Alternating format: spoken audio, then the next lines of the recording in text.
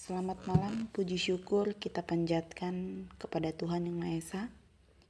Atas rahmat-Nya, maka kita semua diberikan kesehatan, sehingga kita masih diberikan waktu untuk bisa berkumpul dalam satu grup, yang semoga grup ini dapat menjadi perantara buat kita semua, untuk mendapat berkah dengan cara sharing konsultasi online telenursing yang diselenggarakan oleh NCI Center Kalimantan.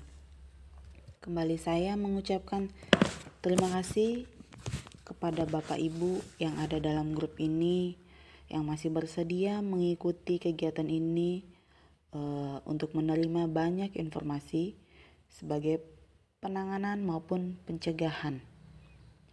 Hari ini saya akan menyampaikan topik yang kesekian dari telenursing kita, yaitu siapa saja sih yang beresiko terkena diabetes.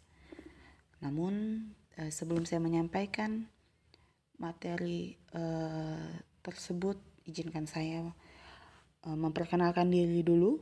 Nama saya adalah Hana Triayu, bisa dipanggil Hana, dan saya adalah Direktur Cabang NCI Center Cabang Bontang. Jadi dengarkan terus penjelasan dari saya lewat rekaman selanjutnya yang akan diberikan. Baik Bapak Ibu, menyambung rekaman saya yang sebelumnya, maka saya akan menyampaikan materi siapa saja yang berisiko terkena diabetes. Nah, menurut American Diabetes Association, 1 dari 4 orang di dunia diduga berisiko diabetes. Jadi kalau prediksi ini benar atau prediksi ini akurat, maka jumlahnya sangatlah fantastis. Jadi angkanya luar biasa kalau memang prediksi menurut American Diabetes Association ini benar.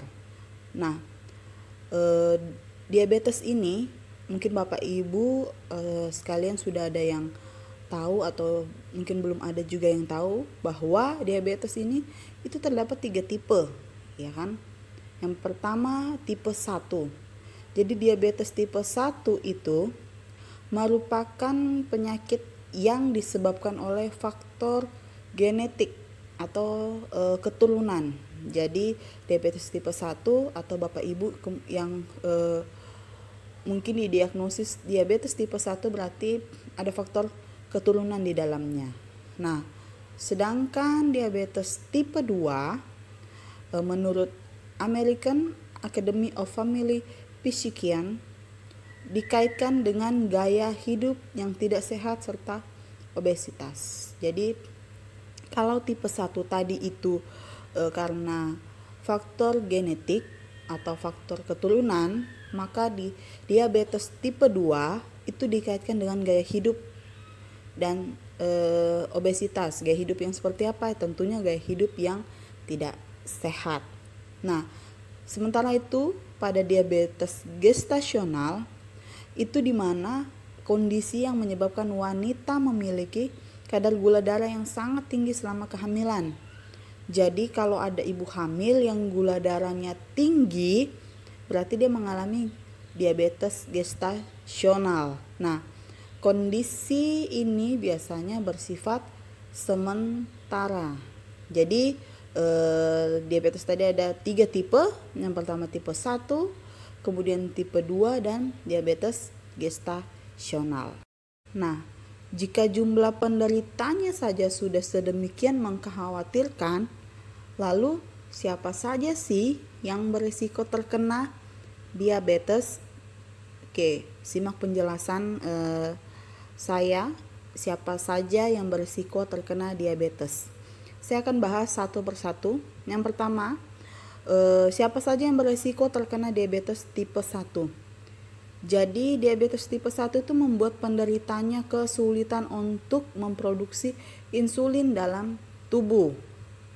Jadi data statistik menunjukkan 5% dari total penderita diabetes di dunia terdiagnosis diabetes tipe 1. Nah, biasanya dokter mendiagnosis diabetes tipe 1 itu di masa kanak-kanak. Jadi ada yang mungkin Bapak Ibu melihat atau mengetahui kok ada anak-anak yang masih kecil sudah terkena diabetes. Nah, itu dia diabetes tipe 1 biasanya ya, yang sudah didiagnosis oleh dokter. Tapi ada pula beberapa atau sebagian orang yang baru terdiagnosis diabetes tipe 1 setelah ia dewasa. Nah, berikut adalah orang-orang dengan risiko diabetes tipe 1. Ini adalah orang-orang yang beresiko diabetes tipe 1. Jadi ada ibu hamil dengan diabetes.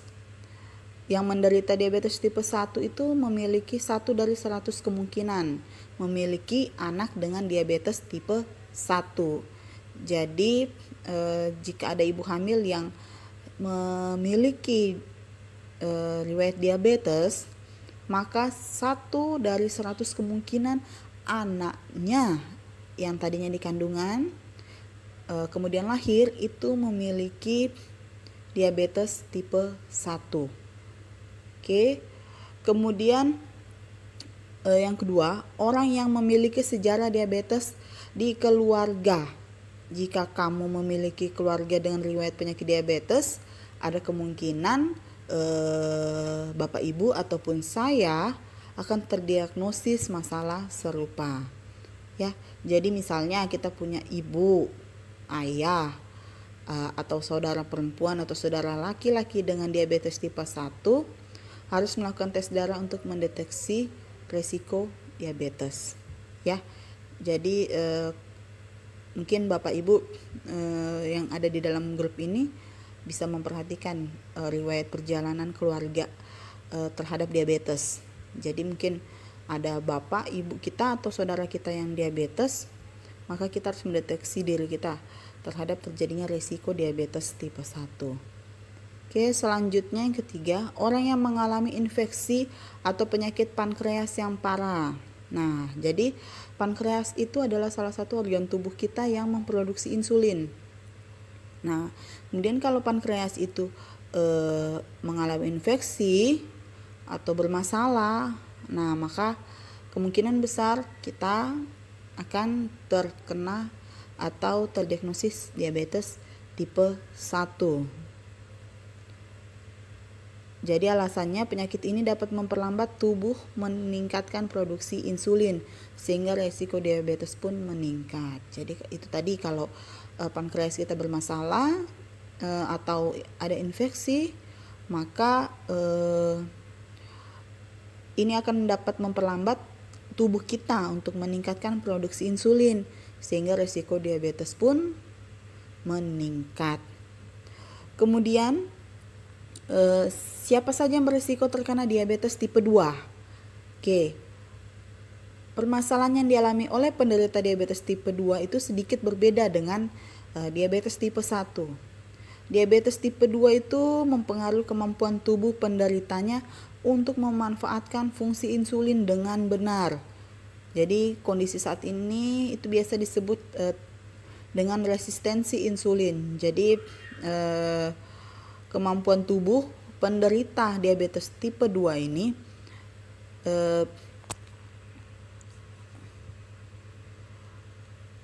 sukar memanfaatkan fungsi insulin dengan benar. Oke. Risiko diabetes tipe 2 itu sering dikaitkan dengan gaya hidup. Jadi selama Bapak Ibu atau kita semua menerapkan gaya hidup sehat, maka risiko mengalami masalah ini pun dapat berkurang. Jadi saya akan memaparkan beberapa orang yang berisiko terdiagnosis diabetes tipe 2. Oke. Yang pertama itu pola makan tidak sehat. Jadi diabetes tipe 2 mungkin memiliki beberapa faktor yang berhubungan dengan diet. Jadi pola makan yang tidak sehat bisa menjadikan faktor diabetes tipe 2 ini muncul pada diri kita. Namun, American Diabetes Association kembali melaporkan bahwa yang tidak mendapat ASI berisiko lebih tinggi untuk terkena diabetes. Jadi hal yang sama juga berlaku pada anak-anak jika tidak diberikan makanan yang sehat atau diajarkan makanan yang terlalu manis, berisiko terkena diabetes tipe 2 di kemudian hari. Oke, jadi yang pertama itu adalah orang yang tidak mengatur pola makan tidak sehat. Kemudian yang kedua itu orang dengan kelebihan berat badan, ya. Jadi mungkin Bapak Ibu sekalian atau teman-teman semua yang memiliki berat badannya berlebih, jadi boleh nih mulai sekarang hitung indeks massa tubuhnya. Jadi dihitung berat badan idealnya berapa, ya. Jadi biar bisa tahu saya ini ada di posisi obesitas enggak, karena jika punya berat badan yang berlebih maka akan berisiko terkena diabetes tipe 2. Jadi dengan semakin meningkatnya obesitas di kalangan remaja, maka semakin meningkat pula jumlah penderita diabetes berusia muda. Jadi bukan yang tua aja berisiko diabetes tipe 2, tapi yang muda juga. Kalau dia memiliki berat badan berlebih maka akan berisiko terkena diabetes tipe 2. Jadi obesitas itu merupakan penyebab utama diabetes tipe 2. Jadi mohon diperhatikan berat badannya mulai sekarang, dijaga berat badannya biar enggak berlebih supaya terhindar dari resiko-resiko tersebut. Kemudian yang ketiga itu orang dengan gangguan intoleransi glukosa. Kemudian yang ketiga, orang dengan gangguan intoleransi glukosa atau resistensi insulin. Jadi gangguan ini dapat didiagnosis dengan tes gula darah. Orang yang mengidap gangguan ini kemungkinan besar juga berpeluang terdiagnosis diabetes tipe 2. Jadi selain itu orang yang mengidap resistensi insulin, jadi gangguan resistensi insulin merupakan permasalahan awal dari diabetes tipe 2. Dampak dari gangguan ini, pankreas itu harus bekerja lebih ekstra, lebih keras untuk meningkatkan produksi insulin agar kebutuhan dalam tubuh terpenuhi. Kemudian yang keempat, pada orang dengan etnis tertentu. Jadi resiko diabetes lebih sering terjadi pada orang dari ras Hispanik atau Amerika Latin, Afrika Amerika, kemudian penduduk asli Amerika atau keturunan Asia Amerika, atau orang Kepulauan Pasifik dan penduduk asli Alaska. Jadi ada etnis tertentu yang memiliki risiko tinggi terhadap diabetes tipe 2. Kemudian orang dengan atau orang yang pernah mengalami diabetes gestasional. Jadi itu tadi yang sudah saya jelaskan bahwa ibu hamil yang gula darahnya tinggi maka dia didiagnosis diabetes gestasional. Nah, ibu hamil yang menderita diabetes gestasional peluang untuk terkena diabetes tipe 2 di kemudian hari jauh lebih besar. Jadi Bapak Ibu bisa memperhatikan kalau ada saudara atau kerabat yang kemungkinan waktu hamil dia mengalami diabetes gestasional, maka peluang untuk terkena diabetes tipe 2 di kemudian hari jauh lebih besar. Kemudian yang selanjutnya orang dengan kegiatan fisik yang kurang. Jadi orang yang jarang berolahraga dengan rutin berisiko juga terkena diabetes tipe 2. Jadi minimal 3 kali seminggu olahraga untuk mengurangi risiko diabetes tipe 2. Apalagi misalnya dia punya riwayat, mohon maaf Bapak Ibu, terganggu sedikit, ada suara bayi menangis karena saya lagi melakukan rekaman dengan kegiatan yang lain, yaitu sambil menjaga anak. Jadi mohon maaf kalau ada gangguan sedikit. Saya kembali kepada kegiatan rutin yaitu berolahraga. Jadi kalau orang yang memiliki faktor resiko, misalnya riwayat keluarga dengan diabetes dan pola makan buruk, terus tidak melakukan olahraga dengan baik, olahraga dengan rutin, minimal 3 kali seminggu, beresiko terkena diabetes tipe 2. Kemudian mungkin Bapak Ibu juga sering mendengar ada wanita yang mengidap PCOS. PCOS itu wanita dengan sindrom ovarium polikistik. Jadi wanita yang mempunyai masalah tersebut risiko lebih tinggi untuk terkena diabetes tipe 2. Penyebabnya yaitu adalah gangguan hormonal. Kemudian yang selanjutnya yang ke-8, usia lanjut.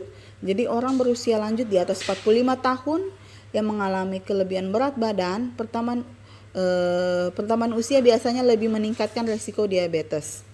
Ya, jadi orang berusia lanjut biasanya juga dengan berat badan yang berlebih biasanya juga akan membuat risiko diabetes tipe 2 seperti itu. Jadi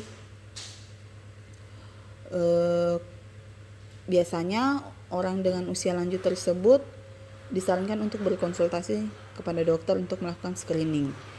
Ya. Kemudian yang selanjutnya itu pada perokok. Jadi orang dengan gaya hidup tidak sehat, contohnya perokok, orang yang obesitas, menerapkan pola makan berlemak atau tinggi kolesterol dan sebagainya. Jadi perokok itu salah satu juga, orang dengan perokok juga akan berisiko terkena diabetes tipe 2. Apapun kondisi kesehatan Bapak Ibu, jadi ada banyak hal yang dapat kita lakukan untuk mencegah risiko diabetes. Jadi semaksimal mungkin diantaranya kita rajin mengecek tekanan darah, gula darah, kemudian jaga berat badan di kisaran angka yang stabil, jadi tidak berat badan berlebih ya Bapak Ibu. Kemudian tetapkan atau terapkan pola diet yang sehat, pola diet yang seimbang. Nah, yang tidak kalah penting, upayakan berolahraga sesering mungkin. Jadi sebagai gambaran ideal, berolahragalah minimal 3 kali seminggu. Jadi agar sistem metabolisme tubuh kita lancar, kemudian tentunya akan terhindar dari risiko diabetes, kemudian juga kita terhindar dari obesitas. Baik Bapak Ibu, sekian penyampaian dari saya. Kurang lebihnya saya mohon maaf. Kembali saya sampaikan bahwa NCI Center hadir di 8 kota.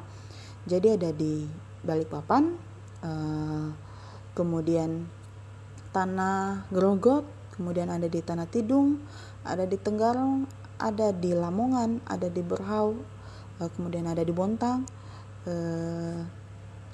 Jadi ada hal spesial yang dapat NCI lakukan di masa pandemi ini. Jadi buat Bapak Ibu bisa menggunakan jasa home care dari NCI Center. Mungkin Bapak Ibu takut ke puskesmas atau takut ke praktek-praktek yang ada karena pandemi, jadi bisa menggunakan jasa layanan home care dari NCI Center untuk mengecek tekanan darah mungkin, atau gula darah, pemeriksaan darah, atau pemeriksaan COVID pun NCI Center menyediakan, tentunya dengan standar COVID yang ada NCI Center akan gunakan. Jadi Bapak Ibu tetap di rumah, perawatnya yang akan datang ke rumah untuk melakukan pemeriksaan tersebut ya. Baik Bapak Ibu, jika rekaman ini sekiranya penting, silahkan bagikan atau silahkan share ke kerabat atau ke teman-teman Bapak Ibu, ke keluarga, untuk membagi informasi atau ilmu yang sudah saya bagikan. Sekian dari saya, kurang lebihnya saya mohon maaf. Selamat malam. Terima kasih.